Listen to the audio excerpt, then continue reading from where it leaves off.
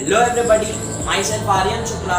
Welcome to Shukla learning point. तो पिछले episode में मैंने आपको केमिकल रिएक्शंस के रिप्रेजेंटेशन के बारे में बताया था, जो कि था केमिकल इक्वेशंस। अब ये रिप्रेजेंटेशन जरूरी क्यों है? क्योंकि भाई केमिकल रिएक्शंस को और भी इजी और सिंपल बनाने के लिए। अब गाइस यार, आज की वीडियो में हम जारी रखेंगे अपनी केमिकल इक्वेशंस की गाथा को, और मैं आपको बताऊंगा बैलेंसिंग ऑफ केमिकल इक्वेशंस के बारे में। बैलेंसिंग से रिलेटेड पूरा का पूरा कॉन्सेप्ट, बैलेंसिंग क्यों करनी पड़ती है और बैलेंसिंग होती क्या है। तो चलो गाइस यार, बिना देरी किए वीडियो को स्टार्ट करते हैं।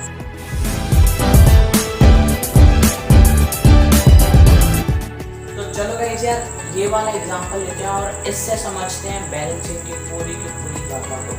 तो और इसी एग्जांपल से मैं आपको रिकैप भी करा दूंगा, एक छोटा सा रिकैप पूरे चैप्टर का, अभी तक हमने क्या पढ़ा है उस सब का इसी एग्जांपल से आपको रिकैप भी करा दूंगा। तो यहाँ पर क्या हो रहा है, हाइड्रोजन और ऑक्सीजन वाटर बना रहे हैं, हाइड्रोजन और ऑक्सीजन रिएक्ट होकर वाटर बना रहे हैं। अब सबसे पहले मैंने आपको बताया था केमिकल रिएक्शन के बारे में। तो यहाँ पर क्या केमिकल रिएक्शन हो रहा है?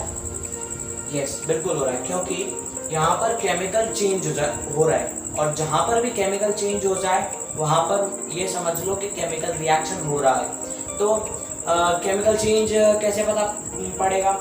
जहां पर भी प्रोडक्ट रिएक्टेंट से अलग हो, उसकी आइडेंटिटी अलग हो, तो वहां पर केमिकल चेंज हो जाएगा। और कुछ कैरेक्टरिस्टिक्स भी पढ़े थे हमने केमिकल रिएक्शंस के, कुछ पहचान भी। तो यहाँ पर क्या हो रहा है, देखो, हाइड्रोजन गैसियस स्टेट में, ऑक्सीजन भी गैसियस स्टेट में, दोनों कंबाइन होकर, दोनों रिएक्ट होकर H2O लिक्विड स्टेट बना रहे हैं। मतलब गैसियस से लिक्विड स्टेट में चेंज हो रहा है, यानी कि चेंज ऑफ स्टेट। और ये भी था कैरेक्टरिस्टिक्स ऑफ केमिकल रिएक्शंस में। तो समझ लो कि यहाँ पर हो गया केमिकल रिएक्शन। तो पहला चीज क्लियर के केमिकल रिएक्शन, जहाँ पर केमिकल चेंज हो वहाँ पर केमिकल रिएक्शन हो जाएगा, और जहाँ पर केमिकल रिएक्शन हो वहाँ पर केमिकल चेंज होगा। ठीक है। अब दूसरी चीज मैंने आपको बताई थी केमिकल इक्वेशंस के बारे में। तो केमिकल इक्वेशंस क्या था? Representation of any chemical reaction in the form of symbols and formulae, right. तो अब अगर मैं वर्ड्स में बोलूँ तो hydrogen combines with oxygen to give water, ठीक है। तो अब हाइड्रोजन का फॉर्मूला H2 और ऑक्सीजन का फॉर्मूला जो है वो 2+ साइन से हम उसको रिएक्टेंट साइड में लिखेंगे। उसके बाद एक एरो साइन इंडिकेट कर कर H2O जो भी था वाटर का फॉर्मूला वो लिख दो। तो यहाँ पर फॉर्म हो गया केमिकल इक्वेशन। अब पढ़ते हैं बैलेंसिंग। तो सबसे पहले बैलेंसिंग जरूरी क्यों, मतलब बैलेंसिंग करते ही क्यों है? तो देखो गाइस, यहाँ पर हाइड्रोजन रिएक्टेंट साइड में देखें तो हाइड्रोजन का 2 एटम है, ठीक है। इधर भी हाइड्रोजन के 2 एटम है। और अगर ऑक्सीजन की साइड में देखें तो ऑक्सीजन मतलब रिएक्टेंट की साइड में ऑक्सीजन के 2 एटम है, और इधर जो है ऑक्सीजन का सिर्फ एक ही एटम है। और आपको पता होगा कि matter can neither be created nor be destroyed, मतलब मैटर को हम ना ही क्रिएट कर सकते हैं ना ही डिस्ट्रॉय कर सकते हैं। अब मैटर एटम से बना है, तो इसका मतलब आप ये भी कह सकते हो कि atoms can neither be created nor be destroyed. अब यहाँ पर क्या हो रहा है कि ऑक्सीजन का रिएक्टेंट साइड में तो 2 एटम थे, लेकिन यहाँ पर जो प्रोडक्ट साइड है उसमें एक ही रह गया, राइट। तो अब इसको इक्वल करना पड़ेगा। क्यों? क्योंकि लॉ कह रहा है कि atoms can neither be created nor be destroyed, मतलब ऐसा हो ही नहीं सकता कि भाई कोई एटम डिस्ट्रॉय हो जाए किसी भी केमिकल रिएक्शन में। तो इसीलिए केमिकल इक्वेशन को बैलेंस करना जरूरी है। अब देखो भाई, केमिकल इक्वेशन ये भी चीज बताता है, राइट। अगर हम इसको वर्ड्स में लिखते हैं ऐसे ही, जैसे अगर मैंने बताया कि hydrogen combines with oxygen to form water, तो वहां पर बैलेंस करने की कोई जरूरत ही नहीं होती, राइट। अब यहाँ पर लेकिन बैलेंस करने की जरूरत है, क्योंकि ये बता रहा है भाई कितने एटम थे, क्या क्या हुआ, राइट। जैसा कि मैंने आपको बताया कि केमिकल इक्वेशन बहुत ही ज्यादा इंफॉर्मेशन देता है केमिकल रिएक्शंस के बारे में, ठीक है। तो इसीलिए जरूरत होती है बैलेंस करने की किसी भी केमिकल इक्वेशन को। क्यों? क्योंकि atoms can neither be created nor be destroyed, यानी कि बैलेंसिंग में हमें क्या करना है? बैलेंसिंग में हमें रिएक्टेंट साइड और प्रोडक्ट साइड में जितने भी एलिमेंट है उनके एटम्स को सेम करना है, मतलब the number of atoms should be same on both side, LHS and RHS, reactant side में भी प्रोडक्ट साइड में भी। तो वो जो इक्वेशन है वो बैलेंस हो जाएगा। मतलब बैलेंसिंग जरूरी क्यों है? क्योंकि atoms can neither be created nor be destroyed. और बैलेंसिंग होता क्या है, किसी भी केमिकल इक्वेशन जो भी अनबैलेंस्ड है, जिसमें नंबर ऑफ एटम सेम नहीं है, उस इक्वेशन को बैलेंस करने की प्रोसेस को बोलेंगे बैलेंसिंग। ठीक है, तो अब ऐसा इक्वेशन जो कि बैलेंस्ड ना हो, मतलब जहां पर नंबर ऑफ एटम सेम ना हो, वो इक्वेशन कहलाता है, उस इक्वेशन को हम कहते हैं स्केलेटल या फिर अनबैलेंस्ड, स्केलेटल या फिर अनबैलेंस्ड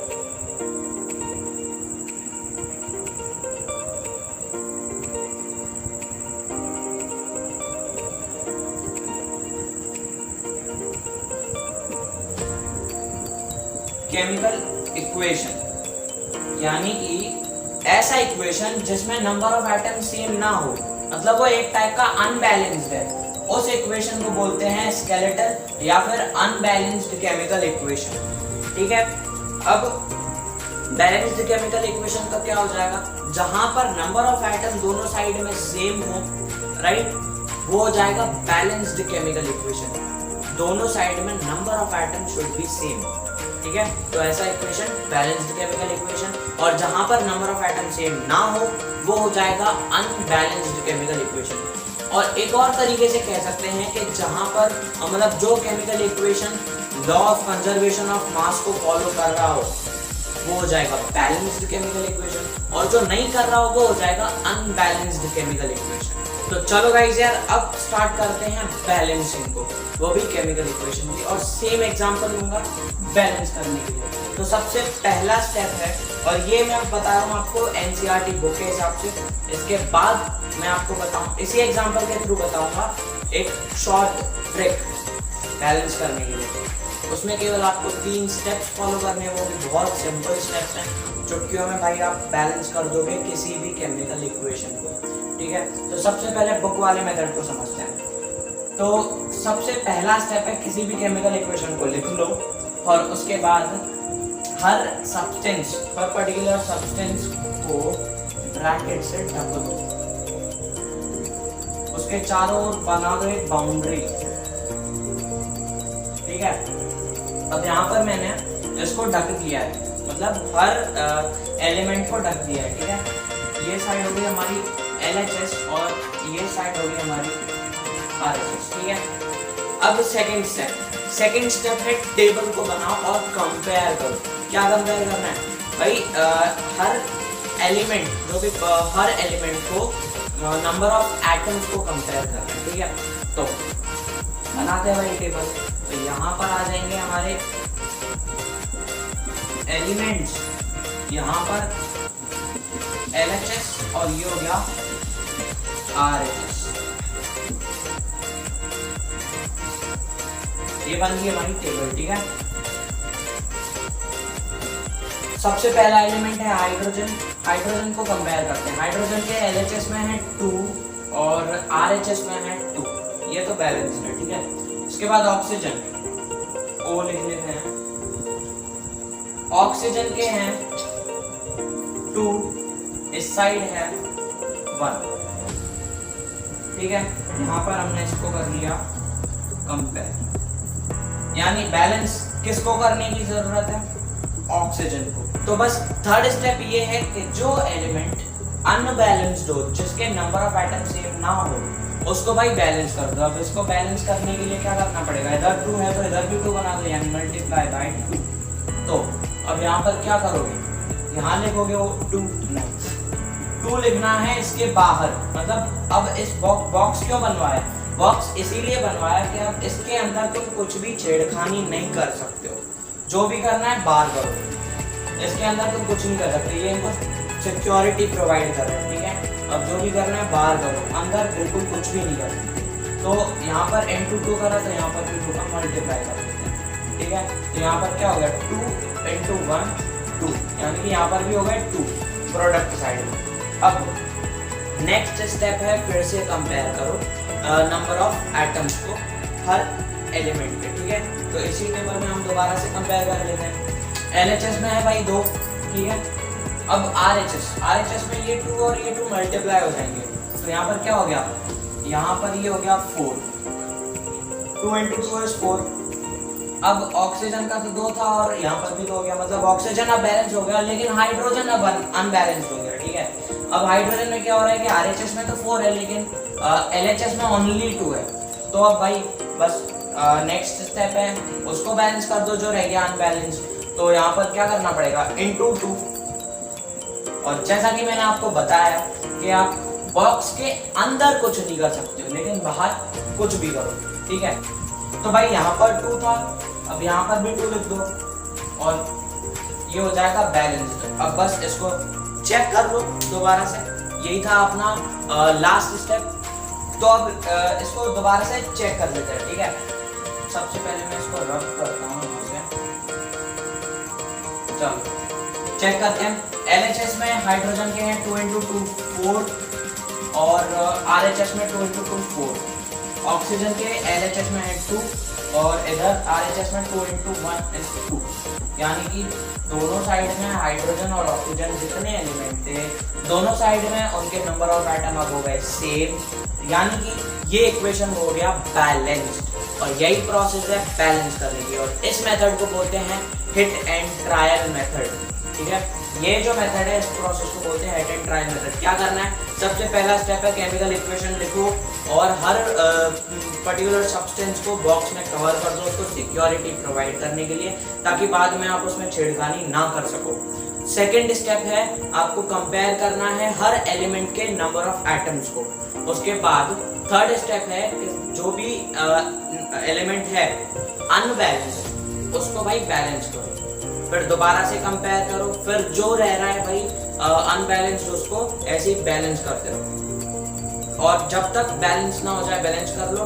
बैलेंस करने के बाद उसको दोबारा से एक और बार रीचेक कर लो, आपका इक्वेशन हो जाएगा बैलेंस्ड। मतलब मेन मोटिव क्या है भाई, नंबर ऑफ एटम को किसी भी तरह दोनों साइड में क्या करना है, इक्वल करना है। अब ये तो एक सिंपल रिएक्शन था, कोई बड़ा रिएक्शन ले लो उसको करना है तो ये थोड़ा लॉन्ग मेथड हो जाएगा, ठीक है, उसको बैलेंस करने के लिए। तो अब मैं आपको बताता हूँ एक शॉर्ट ट्रिक, लेकिन इसी एग्जांपल के थ्रू, ठीक है। तो सबसे पहले मैं आपको बता दूँ ये इक्वेशन क्या हो जाएगा, ये इक्वेशन बैलेंस होने के बाद हो जाएगा 2H2 plus O2 gives 2H2O। इसका मतलब क्या है कि हमेशा हाइड्रोजन के 2 मॉलिक्यूल्स ही रिएक्ट होंगे, एक मॉलिक्यूल ऑफ ऑक्सीजन के साथ, और वो फॉर्म करेंगे 2 मॉलिक्यूल ऑफ वाटर। कभी भी ऐसा नहीं होगा जो मतलब पहले था अनबैलेंस्ड जो इक्वेशन था उस टाइप का, नहीं, कभी भी नहीं होगा तो ऐसे ही होगा। हमेशा 2 मॉलिक्यूल रहेंगे हाइड्रोजन के, एक मॉलिक्यूल रहेगा ऑक्सीजन का, वो दोनों रिएक्ट होंगे और बनाएंगे 2 मॉलिक्यूल्स ऑफ वाटर, और यही प्रोसेस रहेगी। तो गाइस अब बारी है उस शॉर्ट ट्रिक की जिससे हम बैलेंस कर सकते हैं केमिकल इक्वेशन को और भी ज्यादा फास्ट, ठीक है। तो सबसे पहला स्टेप है हर सब्सटेंस को, मतलब आप बॉक्स भी लगा सकते हो हर सब्सटेंस के आगे, और हर सब्सटेंस के आगे आपको लिखना है कोएफिशिएंट, ठीक है, जैसे कि A, B और C, मतलब आपको कोएफिशिएंट लगाने हैं हर सब्सटेंस के आगे, ठीक है। यहाँ पर A, B और C। अब देखो हम इसमें एक्चुअली में कर क्या रहे हैं, दोनों साइड LHS और RHS के साइड में हर एलिमेंट के नंबर ऑफ एटम को क्या कर रहे हैं, इक्वल, यानी कि हम यहाँ पर इक्वेशन भी फॉर्म कर सकते हैं। इक्वेशन क्या करता है भाई, दोनों 2 चीजों को इक्वल करता है, राइट। तो हम यहाँ पर इक्वेशन फॉर्म कर सकते हैं। इक्वेशन फॉर्म कैसे करेंगे वो देखो, और सेकंड स्टेप यही है इक्वेशन फॉर्म करना। फर्स्ट स्टेप था कोएफिशिएंट लगाना है, सेकंड स्टेप है इक्वेशंस फॉर्म करना। तो सबसे पहले हाइड्रोजन आइटम को लो और कंपेयर करो, ठीक है। तो हाइड्रोजन आइटम कितने हो जाएंगे LHS में 2 into A, ठीक है, 2 into A। अब इक्वल करना है RHS से, और इधर कितने हैं 2 into C, 2C, 2 से 2 कट जाएगा, बचेगा A equal to C। तो इक्वेशन बना अपना ये, इस इक्वेशन को भूल जाओ, ठीक है। इक्वेशन फाइनली क्या आया a इक्वल टू सी, तो ये इक्वेशन रहेगा। अब सेकंड इक्वेशन बन जाएगा, मतलब आपको हर एलिमेंट को लेके बनाना है भाई, कोई भी एलिमेंट छोड़ना नहीं, हर एलिमेंट को लेके इक्वेशन फॉर्म करना है, ठीक है। तो इसका ऑक्सीजन का हो जाएगा 2 into b 2b और RHS की साइड से हो जाएगा 1 into c that is c। तो ये दो इक्वेशंस फॉर्म हो गए। अब थर्ड स्टेप है, जो भी केमिकल इक्वेशन में सबसे बड़ा कंपाउंड हो उसके कोएफिशिएंट की वैल्यू को मानना है 1, ठीक है। तो C है, मतलब H2O है सबसे बड़ा कंपाउंड पूरे उसमें, तो इसका जो कोएफिशिएंट है वो है C और C की वैल्यू को मान लो 1, ठीक है। अब अगर C की वैल्यू 1 है तो A की वैल्यू भी 1, तो लिख देते हैं भाई A की वैल्यू हो गई 1। और अगर A की वैल्यू 1 है और यहाँ पर अगर C की वैल्यू 1 है तो यहाँ पर मैं लिख देता हूँ 1 और B हो जाएगा यहाँ पर 1/2, तो यहाँ पर मैं लिख देता हूँ B = 1/2। लेकिन यहाँ पर जो भी कोएफिशिएंट लगेगा, मतलब जो भी नंबर लगाओगे उसको बैलेंस करने के लिए, वो हमेशा रहता है होल नंबर, और इसको होल नंबर बनाने के लिए हम इसको 2 से मल्टीप्लाई कर सकते हैं। लेकिन अगर हम इसको 2 से मल्टीप्लाई कर रहे हैं तो हमें ये भी मल्टीप्लाई करना पड़ेगा, राइट, क्योंकि हम भाई सबको इक्वल कर रहे हैं ना। तो यहाँ पर अगर मल्टीप्लाई कर रहे हैं 2 से, तो यहाँ पर भी 2 से मल्टीप्लाई करना पड़ेगा, ठीक है। तो यहाँ पर into 2 कर दो, ये 2 से 2 कट जाएगा, 1 रह जाएगा, यहाँ पर into 2 कर दो, यहाँ पर into 2 कर दो, ये हो जाएगा 2 और ये भी हो जाएगा 2, ठीक है। तो वैल्यू क्या हो जाएंगी, A की वैल्यू हो जाएगी हमारी 2 और B की वैल्यू हो जाएगी हमारी 2। ये है फाइनल वैल्यू, ठीक है, ये है हमारी फाइनल वैल्यू। B = 2 और A = 2 फाइनल वैल्यूज आ गई, ठीक है। और C = 1, सॉरी A = 2, C = 2 और B = 1, और ये है हमारी फाइनल वैल्यूज। अब इस वैल्यू को पुट कर दो इन कोएफिशिएंट में और आपका इक्वेशन हो जाएगा बैलेंस। चलो पुट करते हैं। A की वैल्यू है 2, तो 2H2 हो जाएगा। चलो इसको मैं ब्लैक से लिखता हूँ, ठीक है।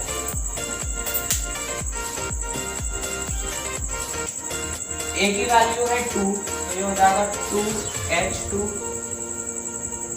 B की वैल्यू है 1 और ये हो जाएगा O2, और C की वैल्यू है 2, तो ये हो जाएगा 2H2O, और ये हो गया हमारा इक्वेशन बैलेंस्ड। और ये थी हमारी शॉर्ट ट्रिक। तो आपको ये सारे मेथड्स के जो भी स्टेप्स हैं वो बिल्कुल रिटन आपको वीडियो के एंड में भी मिल जाएंगे, जहाँ से आप स्क्रीनशॉट ले सकते हो, और आपको डिस्क्रिप्शन में भी मिल जाएंगे, तो वहाँ से आप स्टेप्स ले लेना और वहाँ से भी आपको इजी रहेगा इसको सॉल्व करने के लिए अगर आपको ज़रूरत हो तो।